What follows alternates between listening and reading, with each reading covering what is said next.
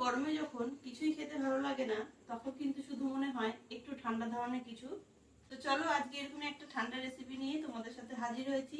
আমি কাকলি, তোমরা দেখছো তোমাদের প্রিয় channel secret cooking diary. Secret cooking ডায়েরির আরেকটা নতুন পর্বে তোমাদের সবাইকে স্বাগত।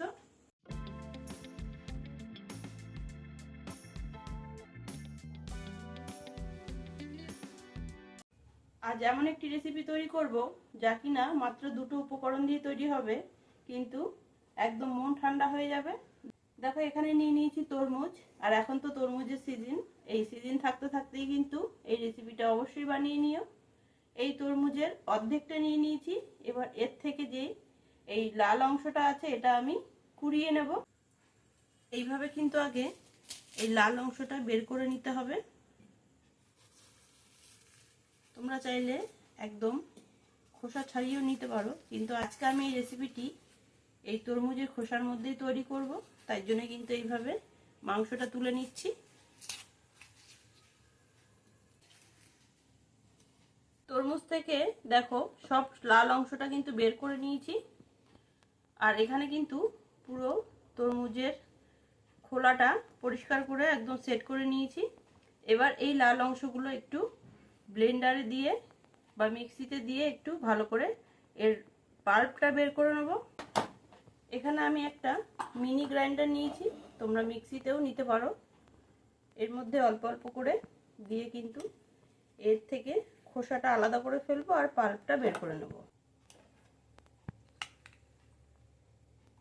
কিছুটা দিয়ে এবার কিন্তু আটকে দিয়েছি ভালো করে। এবার একটু ভালো করে পাল্পটা বের করে নেব।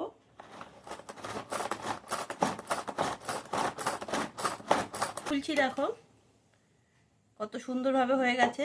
এবার কি করব, আরো যেই মোটা মোটা মাংসগুলো আছে এগুলো কিন্তু এর মধ্যে দিয়ে দিচ্ছি।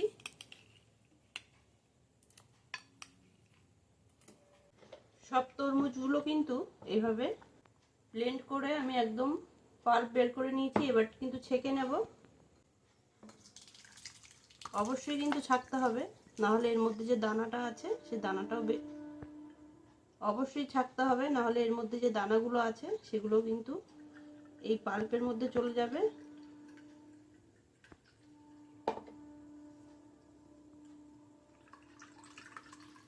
এইভাবে একটা চামচ দিয়ে এভাবে ঠেসে ঠেসে এর থেকে কিন্তু এর জুসগুলো বের করে নেব। এখানে দেখো তরমুজের থেকে কিন্তু সব জুসটুকু বের করে নিয়েছি, আর এই পাশে এখানে শুকনো খোসাটা রয়ে গেছে, এটা কিন্তু আর লাগবে না, এটা রেখে দিচ্ছি। এখানে এবার এই কাপ মেপে কিন্তু আমি জুসটা অন্য পাত্রে দেব।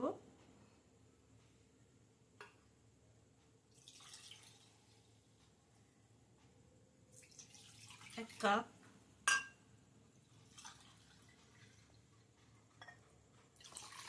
দু কাপ,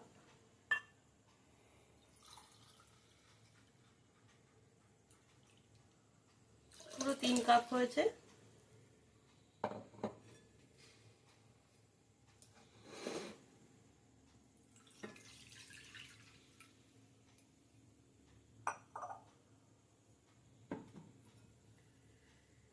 এখানে 3 কাপ জুস নিয়েছি তরমুজের। আর আমি এখানে আজকে এই রেসিপিটার জন্য কিন্তু আগার আগার পাউডার নিয়েছি। এই আগার আগার পাউডারটা কিন্তু দোকানে যদি তোমরা নাও পাও, অনলাইনে অ্যাভেলেবেল আছে। যেহেতু 3 কাপ দিয়েছি তরমুজের জুস, তাই 3 চামচ কিন্তু দিতে হবে এই আগার আগার পাউডার। এই পরিমাপটা কিন্তু একদম ঠিকঠাক রেখো। দিয়ে দিচ্ছি 1 চামচ, 2 চামচ, 3 চামচ, আর দিয়ে দিচ্ছি এখানে স্বাদ মতো চিনি। মিষ্টিটা তোমরা কম বা বেশি যে যেরকম পছন্দ করো সেভাবেই দিও।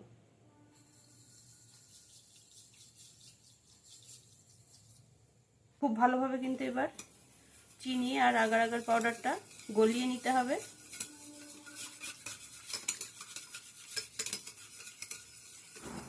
যতক্ষণ না চিনি গলবে ততক্ষণ পর্যন্ত কিন্তু এইভাবেই নেড়ে চেড়ে ভালো করে মিশিয়ে নিতে হবে।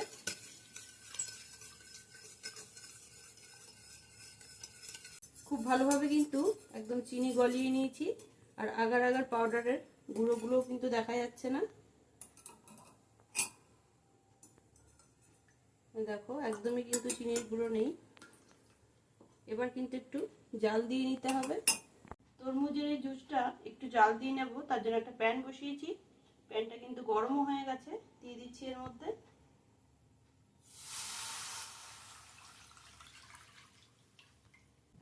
এবার শুধুমাত্র একটু খুব ভালোভাবে ফুটে উঠলেই কিন্তু নামিয়ে নেব, খুব বেশি ফোটানোর দরকার নেই।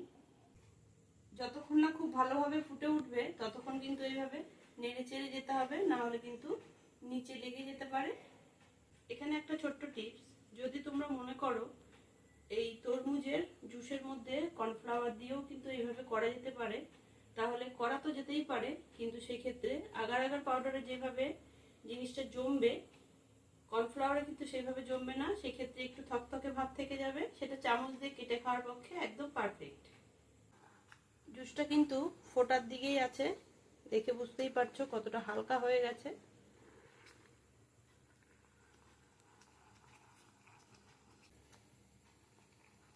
একটু নাড়িয়ে চাড়িয়ে কিন্তু নামিয়ে নেব, খুব বেশি ফোটানোর দরকার নেই। খুব ভালোভাবে কিন্তু ফুটে উঠেছে, এবার নামিয়ে নিচ্ছি, এর বেশি আর ফোটাবো না। এবার কিন্তু একটু ঠান্ডা করে নেব, কারণ এর মধ্যে আরেকটি উপকরণ মেশাতে হবে।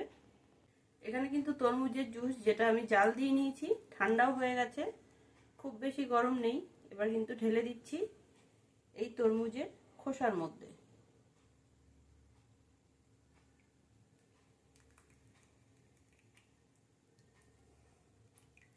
এবার এর মধ্যে দিয়ে দিচ্ছি একটু চিয়া সিড। এখানে আমি চিয়া সিডটা আগে ভিজিয়ে রেখেছিলাম, কারণ কাঁচা অবস্থায় দেওয়া যাবে না।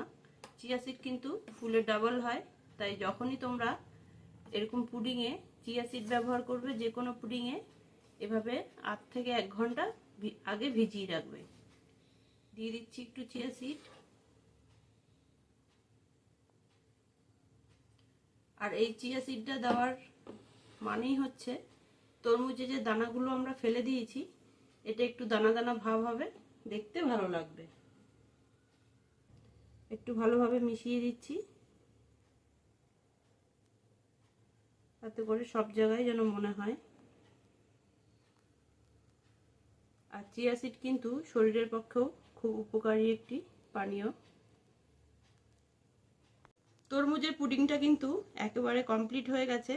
এবার একটু ফ্রিজে দেব জমে যাওয়ার জন্য, কারণ পুডিং সাধারণত ঠান্ডা খেতেই ভালো লাগে। 2 থেকে 3 ঘন্টা ফ্রিজে রাখলেই কিন্তু একদম পুরোপুরিভাবে জমে যাবে। 3 ঘন্টা পরে কিন্তু ফ্রিজ থেকে বের করে নিয়ে আসলাম। দেখো তরমুজটা কিন্তু খুব সুন্দরভাবে জমে গেছে, একদমই নরম নেই। এবার একটু কেটে নিচ্ছি, কত সুন্দরভাবে জমে গেছে, দেখো কতটা ভালো লাগছে দেখতে। এবার ছোট ছোট পিস করে নিচ্ছি। তরমুজটা কিন্তু খুব ভালোভাবে এভাবে পিস পিস করে কেটে নিয়েছি, একদমই কিন্তু মনেই হচ্ছে না এটা তরমুজের পুডিং। এইভাবে অবশ্যই একবার তরমুজের পুডিং তৈরি করে খেয়ে দেখো, সবার খুব ভালো লাগবে।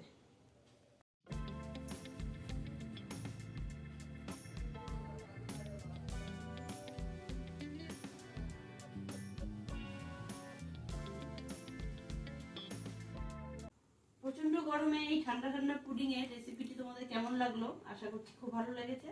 অবশ্যই কিন্তু এভাবে একবার তৈরি করে খেয়ে কমেন্টে জানিও ঠিক কেমন লাগলো। আর সিক্রেট কুকিং ডায়েরি চ্যানেলটি সাবস্ক্রাইব করে রেখো এইরকমই মজাদার ইউনিক রেসিপি পাওয়ার জন্য।